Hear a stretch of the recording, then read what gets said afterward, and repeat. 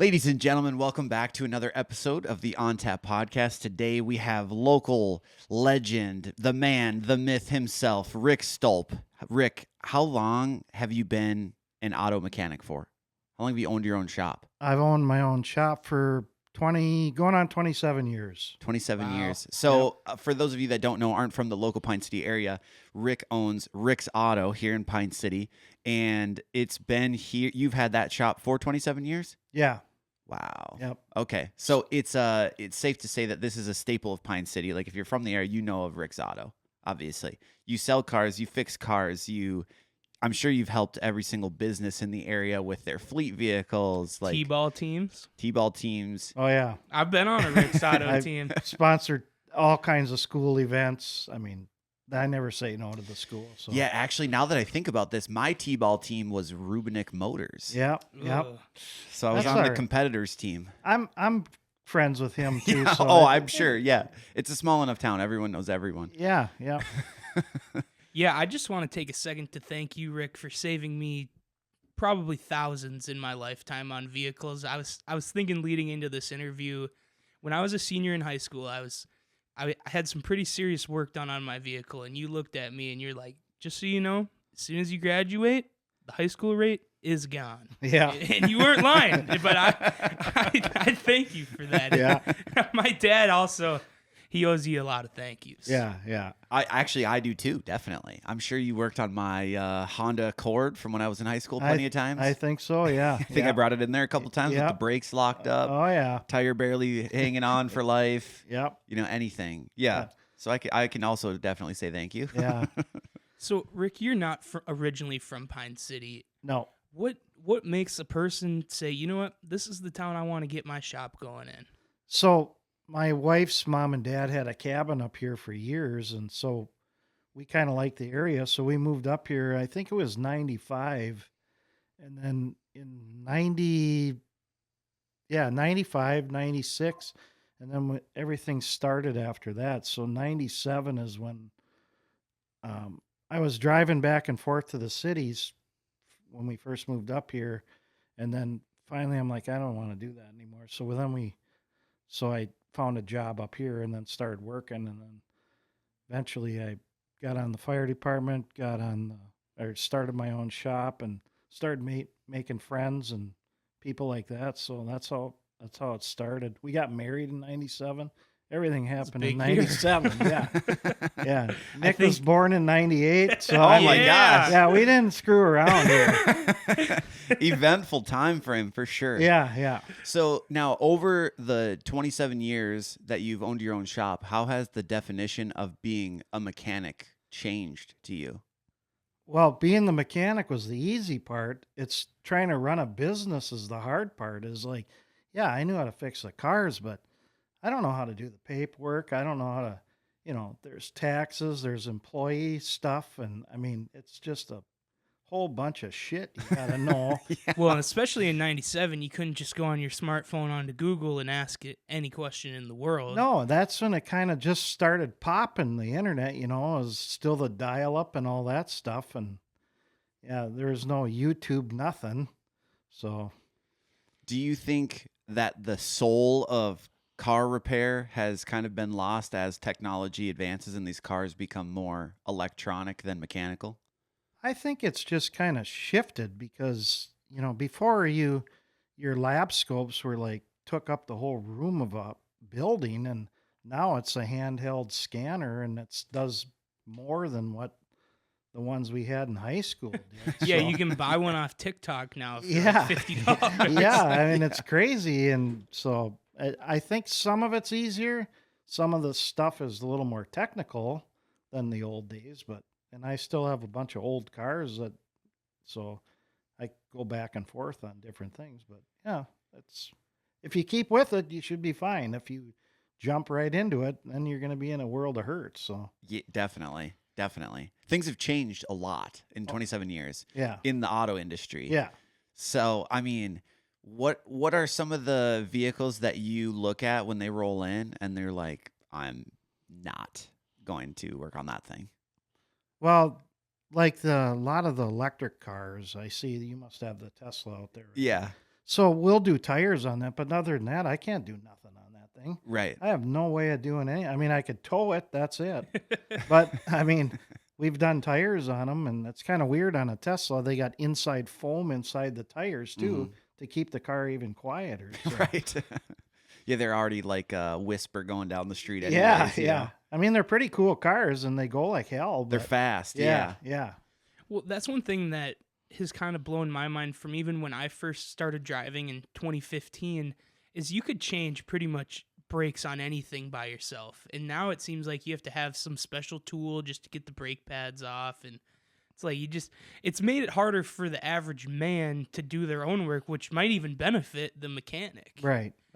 Well, I think it's a lot of the industry that does that. Like just on a regular brake job, you have to use your scanner to release the brakes on the like on a for emergency brakes. You have to release it with a scanner. Otherwise, you could screw everything up, and then Oh, damn. and I then didn't it even know costs that. you a lot of money. Yeah. So and then we get people doing that stuff, yeah. and they come in, and then it's all screwed up, and it's like, well, I'm sorry, but I mean, this is now you're gonna have to pay more. Yeah, I definitely know this wasn't an electronic brake on mine, but my parking brake was stuck on my Honda Accord. I'm pretty sure that was when I brought it into you. It was Yeah, like sophomore, junior in high school. Yeah. And we're driving in, huge cloud of smoke because my brakes are Yeah, locked up. just smoking, Just the driving tires. through it. Yeah. Yep. I was telling Cody before you got here, I remember when I was in high school and I brought in my Chevy Blazer, and it needed some work. I knew that before I brought it into you, and I come back in after school and you're like, here's the deal. That Blazer, that thing's fucked up. It's going to cost $1,000 to repair. So I talked to your dad. He's going to give you a loan for that car, and you're taking that home today. It's like, sounds good. Yeah. Yeah. I feel like that's how often do you have some, whether it's an older guy or a young kid, bring in just a death trap of a vehicle, and you're like, oh, it's going to cost X amount to fix it, and they're like, yeah, I'm good. Do you ever feel weird when they drive off the lot, like, oh, they're not going to make it long in that thing? Well, yeah, and I mean, I've made people cry too. I'm like, this car isn't worth fixing. I'm sorry, I have to sleep at night. I'm not going to let you. I mean, I'm not even whether you want me to fix it or not. I'm not doing it, and you need to just find something else, or and then I write it on the bill too, like, hey, this thing, the frame's damaged, or that it's. You shouldn't drive it. It should be towed. So, I mean, I cover my own ass on Oh, that, yeah. too. Frame rusted out. You almost have to be a lawyer, too, when you're trying to do your own business Yeah. stuff, because there's always somebody trying to stick it to you, too, Point. Yeah, I've had to sign waivers for leaving with bad brakes before. Yeah. Yeah. I mean, I don't go that far, but I mean, it's like, I don't want to spend someone's money on a piece of shit car. That they should just take that money and put towards something better. Totally. Yeah, especially these big jobs where it's like, hey, this is going to be over $1,000. Like, you might as well just buy $1,000 car. Right. Yeah. Well, them days are gone too. Yeah, good It was point. $1,000 car. It was like $100 car when I was a kid. So it's still a piece of shit at $1,000 unless you got, like a grandparent or something that's going to give you a smoking deal. But, Right. Right. So, That's what you got to look for. Just start looking in the obituaries and start making phone calls. yeah, that'll work. I had a customer tell me that the other day when I was doing an estimate. I was telling him I'm looking to buy a house, and he's like, I know this sounds weird, but I'd start reading the newspapers, looking at the obituary. That's when you find a good deal Yeah. on a house. Yeah. I was like, that is weird, but Yeah, that's or good advice. or divorce. Yeah, good point. Yeah. We got to get rid of this thing, and I don't want her to have the money, him to have the money, Yeah. whatever. Yeah. So we'll sell it for cheap. Yep. Yep. Good point. Yeah, Go I ahead. was just going to say, I'm pretty sure every four-wheeler or snowmobile my dad's ever had was the product of a divorce. Yeah. He's a man of deals. Yeah, he seems yeah, like he's a yeah. guy scoping out those kind of things, Yeah. Get a guy when he's down. Yeah. He's worse than I am. Do you think that technology has made you feel more powerful or more replaceable? I think probably more powerful because let's face it, there's a lot of kids that aren't jumping into mechanic jobs anymore. They all want Right. to do like computer stuff and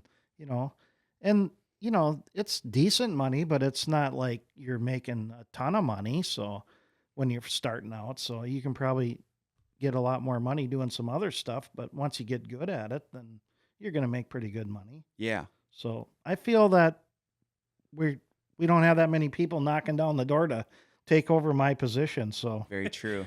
Yeah, I never even thought of it like that. I bet when you were growing up, there was a lot more guys looking to be auto mechanics. It's the same thing with being in the masonry industry. It's just not a lot of people. Most of the companies that are based out of Minnesota, if you look online, are out of Pine City, and it's all of my friends with Right. their own company. Yep. Like the trades are definitely going down in a Yep. weird way, and it makes complete sense that, especially with you not having as much competition and then needing to have the electronics just to work on people's vehicles, it's kind of a pigeonholed trade at this point. Where Right. It's like you don't really have a choice. Right. You know, if my sidewalk's bad, I can live with that for 20 years. If my car doesn't get to work, I'm screwed. Yeah. Yep. So you got a lot of, like, my job, you got a lot of money just tied up in tools and just tools in a building, you know. Like if you got a carpenter, you got a lot of money in tools in a truck, but you don't have the shop you got to deal with too. Just Right. so there's The building, the cost, the taxes that are in the property taxes. yeah. People don't think about these also add up pretty fast. Yep. You know, and the taxes are never going to be less on the building that you're in. No. They just keep going up. Yeah.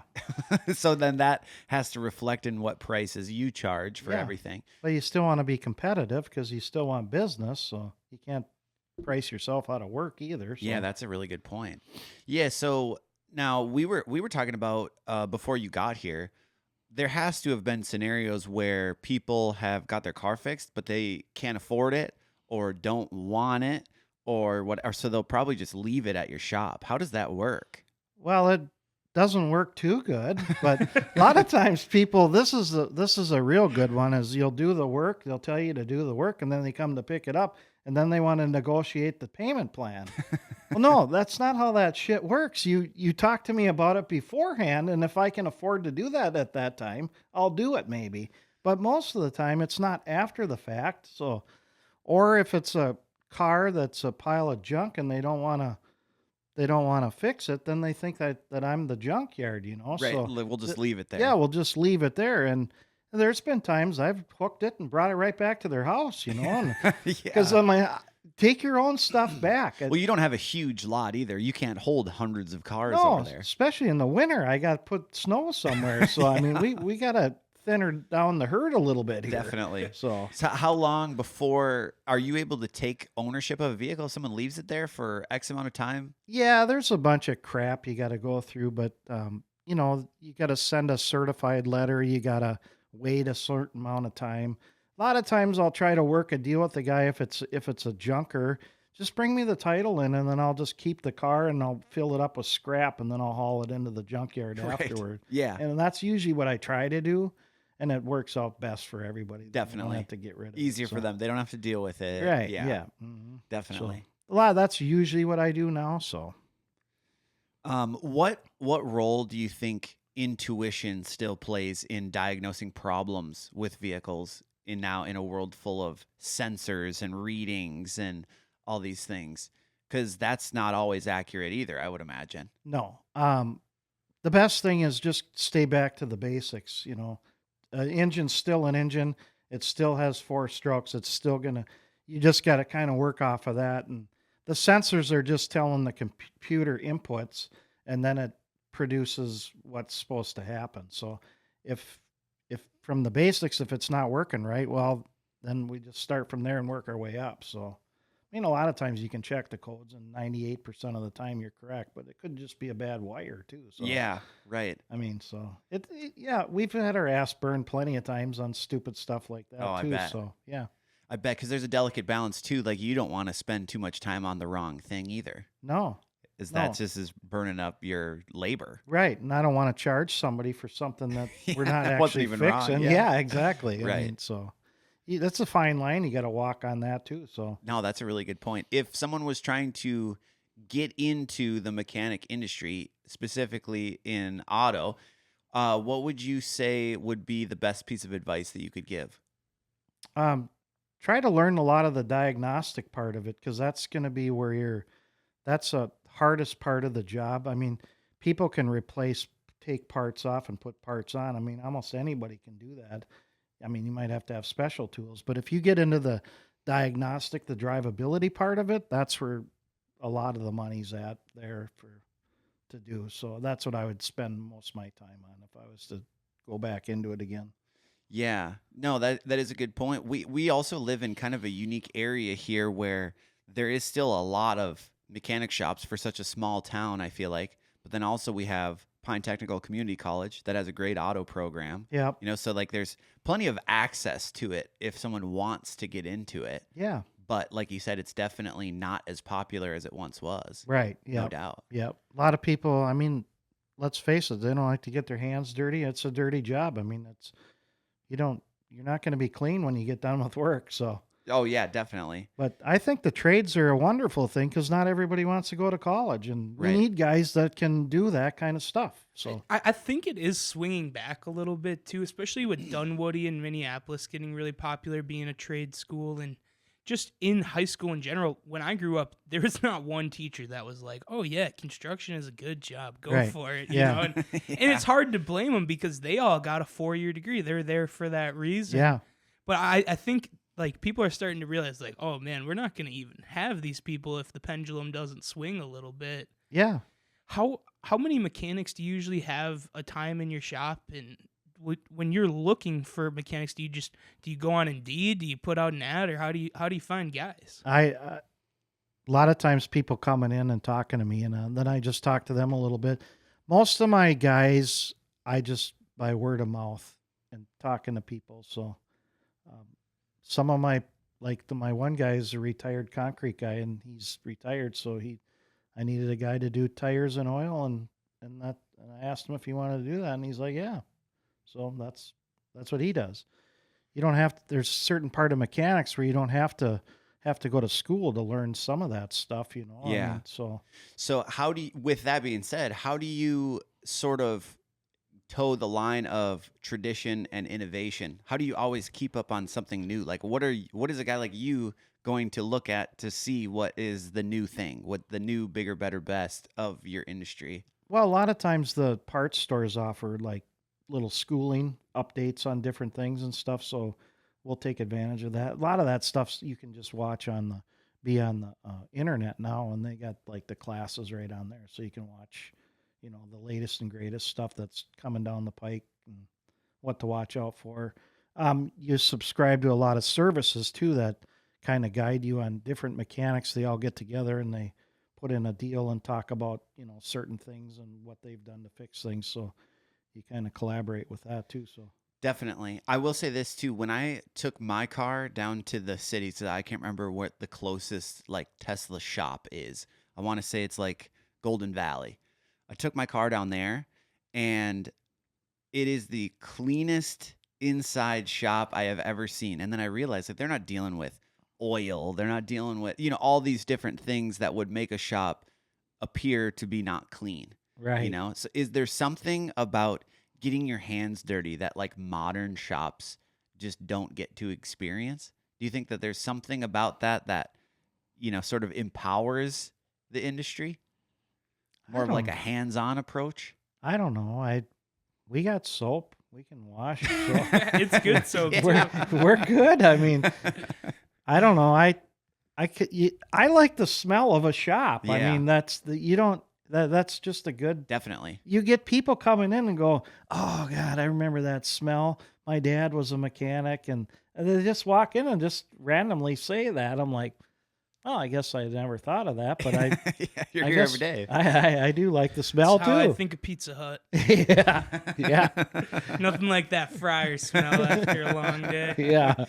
Yeah, that is one thing about being up above a pizza place. We're a little bit spoiled. We get the nice scent going up Oh, here yeah. every once in a while. Yeah, yeah. The fryers and the pizza. yeah. Being good friends with both your sons. Shout out Nick and Justin. They're quite the mechanics themselves.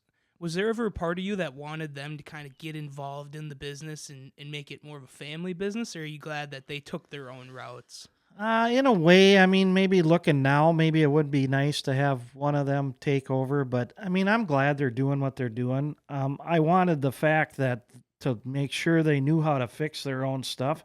Number one is because I'm sick of work. Was when they're kids, they had dirt bikes, snowmobiles, everything. I'm like, listen, you're going to need to learn to work on your own stuff because I ain't doing this every day.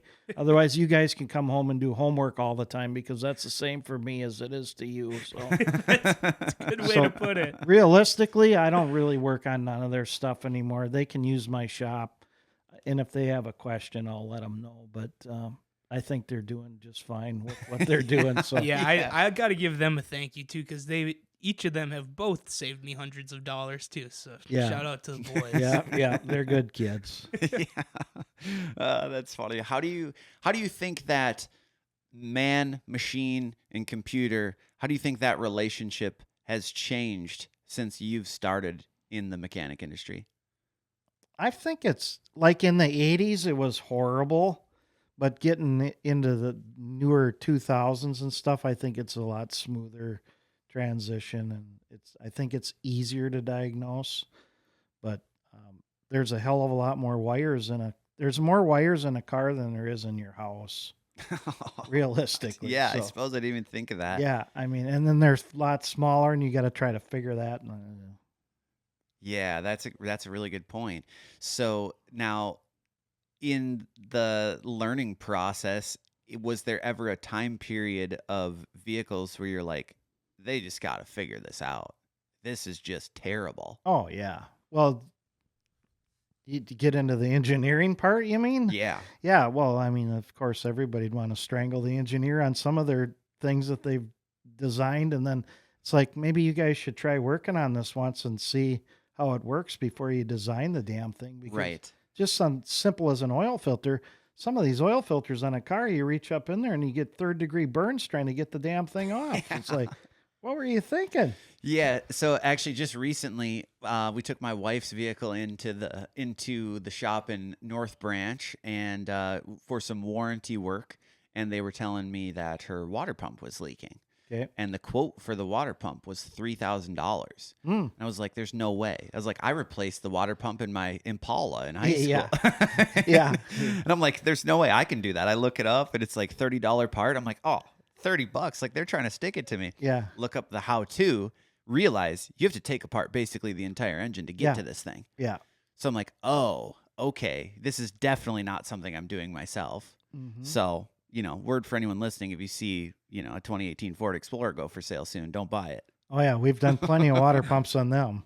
Yeah. And it is high bucks. So Yeah, I mean, it we don't is. charge $3,000, but it's probably like 2400. Yeah. So Yeah, but you're which- doing timing chains and everything. Exactly. So, Yeah. The second I saw that it was, you got to take off the timing chain, and I'm like, yeah, I'm not qualified to do that. Yeah. There's no way that's getting done Yeah. in my driveway. Yeah. I was just thinking, as a qualified man as you are, you've had your hands in a lot of Fords, a lot of Chevys. I was wondering if you could settle the debate right here, right now. Would you rather go what's better, Ford or Chevy? What's the more quality vehicle? What do you work the most on? Let's throw in Ram in there too. Ram too. Shout out. Okay. Well, here's the thing. I'm a Chevy GMC guy, but a half-ton Chevy truck from 2013 to 2019, that's a big money maker for us because it's a shitty design on the engine. But what's better? They're all good. They're all junk. So there's no good answer. Pick the color you like, and if you like to drive it because they're all going to give you trouble. They're all coming yeah. into your Yeah, shop. they're at all some going to be point. on a tow truck someday, so don't worry about it. Just go for it. Just get what you want, basically. Exactly, Yeah. because there's no great one and one that's not so good. So what's the deal with oil changes? If you go 5,000-6,000 over, is it really a big deal? Yeah, it is a big deal. I just always figured oil's probably getting better, technology's getting good. Well, there is synthetics involved, so I mean, it's for people like you probably that neglect. But a lot of stuff, when oil breaks down, then it plugs stuff up, and then especially with the newer engines, you got smaller tolerances, and then shit goes bad, like timing chains and or running them low on oil. Yeah, I got to get my truck in. I was just looking What at are you at right now? I'm like $3,000 over probably. So realistically, they should have a hand that comes out and slaps you in the head and says, "Hey, get your oil changed." It's the cheapest thing you can ever do to a vehicle is change the damn oil. I think that hand is my dad's hand because there's been a few times he looked at the sticker and was like, "What is wrong with you, boy? Yeah. Got to get her in there." Yeah. Have you ever messed up anything on your vehicle from running the oil change too long? No, I've lucked out. I haven't had to learn the lesson the hard way. The biggest lesson I ever learned was brakes. I will never listen to my brakes grind ever again because I know exactly what that leads to. Yeah. It's so simple. It makes, it shouldn't be something you have to figure out the hard way. You can obviously tell something's going wrong and for a good while, but until you bring it in and have to get pads, calipers, everything, the whole assembly. Yep. And it's over $1,000 for brakes. Yeah. You learn the lesson Right. real quick. Yep. I remember one time I brought it in, I was working in the cities and they quoted me at like $1,400 and I was leaving for college for my second year of college the next week and I was basically in tears. I call Rick and I'm like, "Rick, this is what I need." And he's like, "All right, I can do it for this." Saved me a couple $100 and saved my ass. Once another story of Rick saving me again. Yeah. Yeah, I wish that I was in a position because I grew up growing up I grew up as Rick's neighbor. I grew up hanging out with his kids who are great mechanics, and yet I don't even know how to change my own oil. I Probably don't have to because if you're the neighbor, why would you? We're going to do it for you. So my dad, he taught me, you ever need anything, you just go ask Rick. The first time I met his sister, she rolls over on I don't know how old she was, probably 5, 6, 8, something like that, rolls over on a little pink 4-wheeler and the thing quits in my driveway and, "Can you help me?" And asking if Justin's home, I'm like, "Really? This is how we're going to start this? I got to start working on the neighbor shit right away?" So, yeah. That's funny. And then it just went on to be a lifetime of "Rick, will you help me's?" Oh, yeah. And I don't mind. And people help. You help people, they help you. I mean, that's how that shit works. Definitely. You need a lead on a good pizza around town? Just hit up Sam. Oh, yeah. Yeah. Yeah. Where's the best food in town, Sammy? Oh, Pizza Hut, baby, dude. Exactly. Get their wings. Never fail. I don't know. I think it's downstairs has got it. Oh, it never fails. Having our studio above Pizza Pub is one of the worst things that ever happened to me. I can't stop eating it. Right. Especially like the shredder pizza. I'm obsessed with it. Yeah. Well, taking it back to the industry, do you think, is there a human element, do you think, that won't be replaced when it comes to fixing vehicles? I don't think you're going to get rid of somebody to not fix a vehicle. I don't think a robot could do stuff like that. I mean, I can't see that. I can see him building it, but I can't see him fixing it. I don't see how that could be. Do you think there's ever a time where you can just pull your car into a bay, it locks on the wheels, like those car washes where you drive on and it drives you through?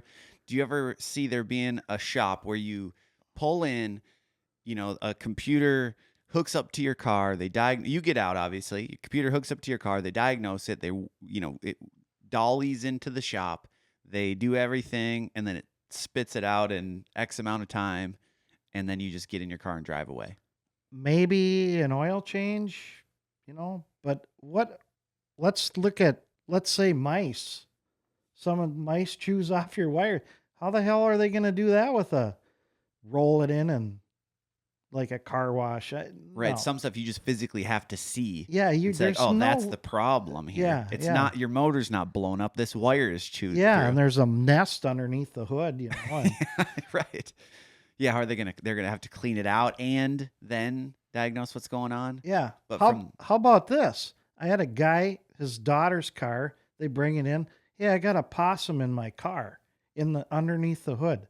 We can't get it out. I'm like, well, how about you bait it and trap it? So, no, we've tried. So then we put it up in the air and the guys are taking stuff apart. I got welding gloves on. We get this thing out and it's still alive. The thing takes off running, I mean, what what kind of a thing is going to do that? So you're also not only a mechanic, you're an exterminator. Oh yeah, we do it all. Mice, rodents. Oh, Yeah. I've had to Squirrels? trap a few mice out of my vehicles. We've had rats come out of people's cars. I Oh my mean, God.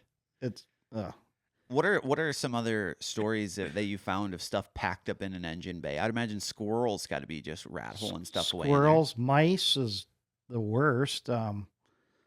Rats for sure. I mean, my guy at the shop, Ryan, the car was filthy. Of course, you don't just get rats for the hell of it.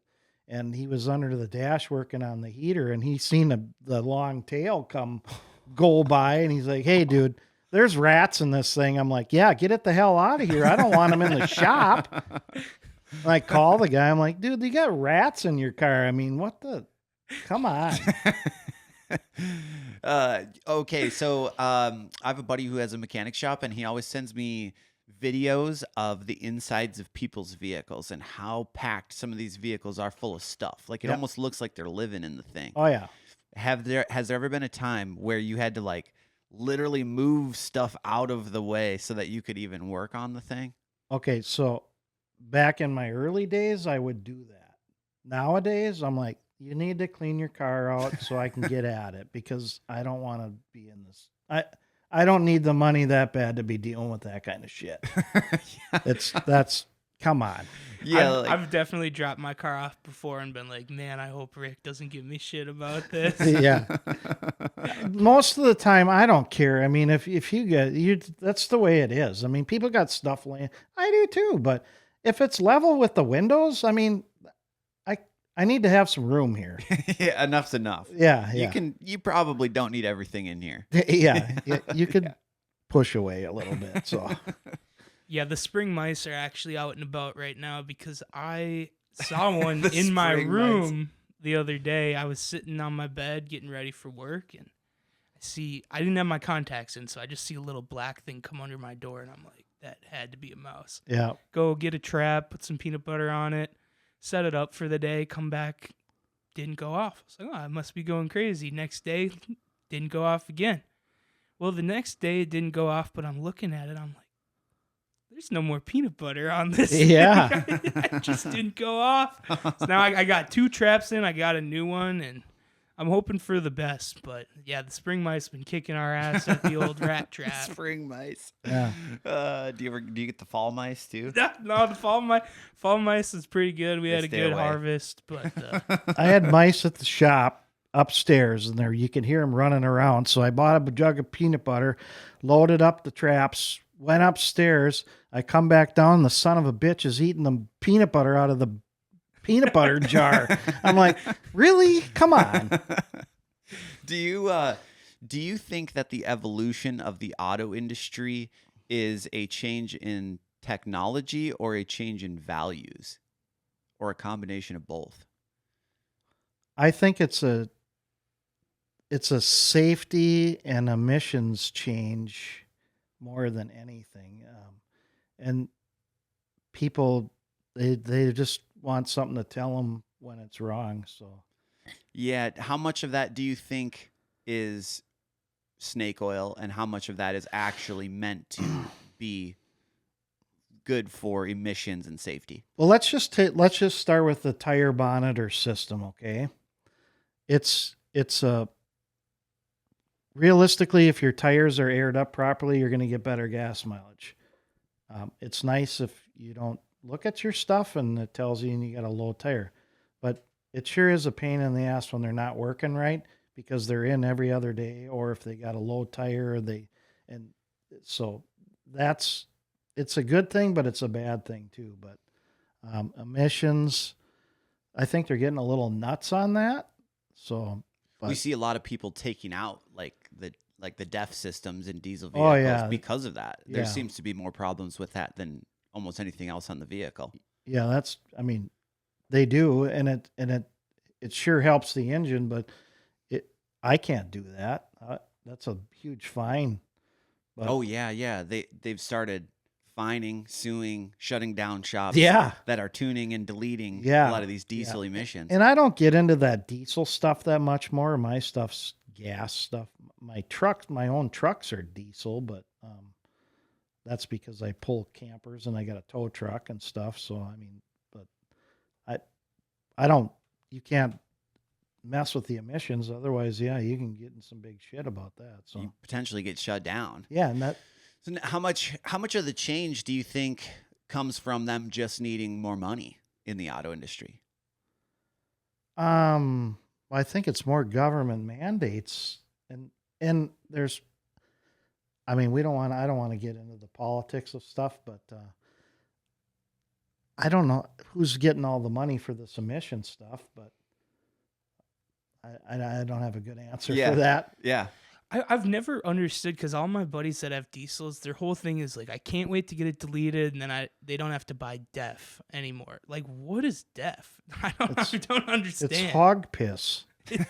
That's what it is. It's literally urea. I mean, they're spraying that in there to knock down the soot. It So really it actually is. Yeah, if you look it up, it's urea, and it's like a form of hog piss. I've heard it smells terrible. That makes a Yeah, lot and of it's very sense. corrosive. It's so you don't want to spill it on your paint or nothing. Like my truck, every few tanks of fuel, I got to dump 5 gallons of that shit in to keep. Otherwise, if you don't, it's gonna shut her down, and you will just be limited on power and everything else. So Yeah, they won't even. The engine is made in a way where if it senses you don't have any DEF fluid, it just won't let you drive it. right, basically. yeah, you're done. Yep. Yeah, that sucks. So See, now we're stuck in the prohibition of getting your vehicles deleted. but here's Yeah.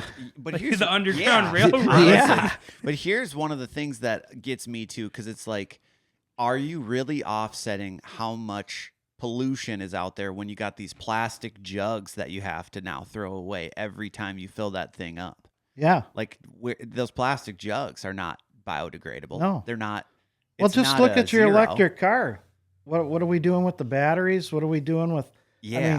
I mean, they're mining that stuff in another country, Right. obviously, Right. and because they can do all the pollution they want over there, but they're acting like it's so green here. Well, Right. don't you think that shit floats over through the air to us? Oh, too? yeah, I mean, 100%. come on. Yeah, I just actually read a thing not that long ago. My grandma just sent me this thing saying that it takes like 2,000 iPhones worth of batteries to, make a car. Yeah. And that's just one car. Yeah. Like you can't tell me that that's actually good No. at the end of the day. No, it's just some more bullshit they're trying to shove down your throat. Well, it's the same thing with wind. Like when I was growing up, it was always like these wind turbines, it's the future, and then you find out like those are just as bad, if not worse, for the environment too. It's Yeah.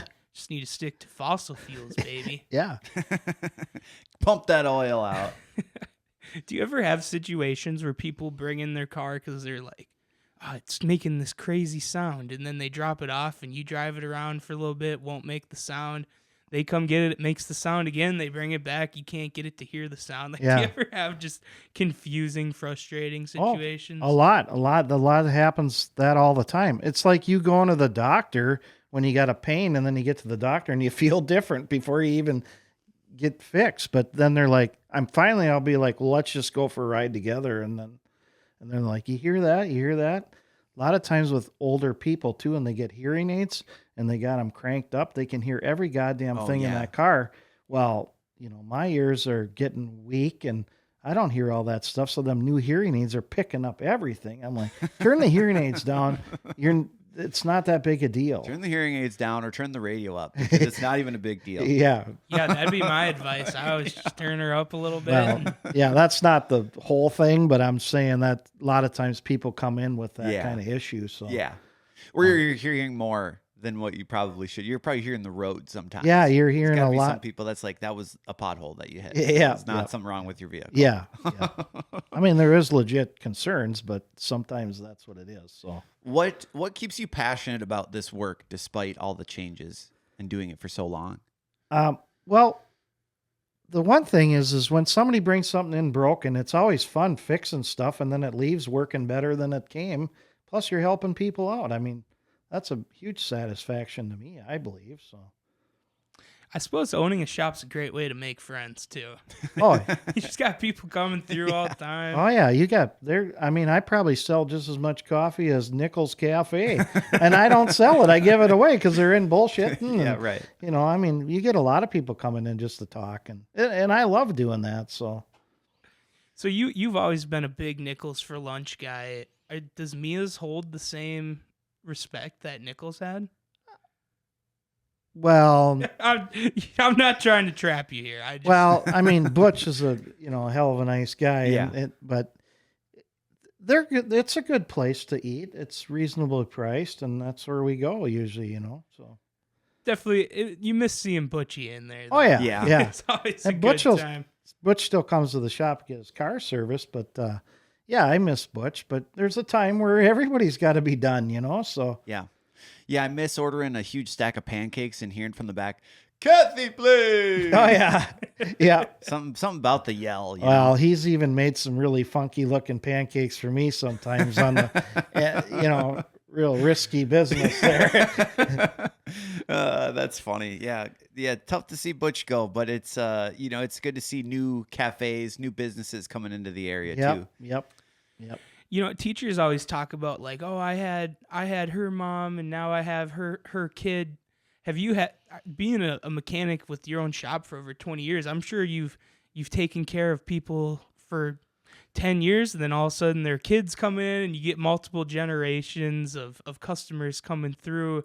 Do you have any customers that started with you in 97 that are still bringing their vehicle in every time? Oh yeah, quite a few. Yep. Well, I started off, doing side work, and then you kind of work your way into, the wife's getting pissed off because you're never home because you're working during the day and at night. And then pretty soon, then I got people, there's been a lot of people that I've started. George Johnson, him, Yeah. The old principal. Yeah. Him and I've we're on the fire department together and stuff too. So he's been coming to me since day one.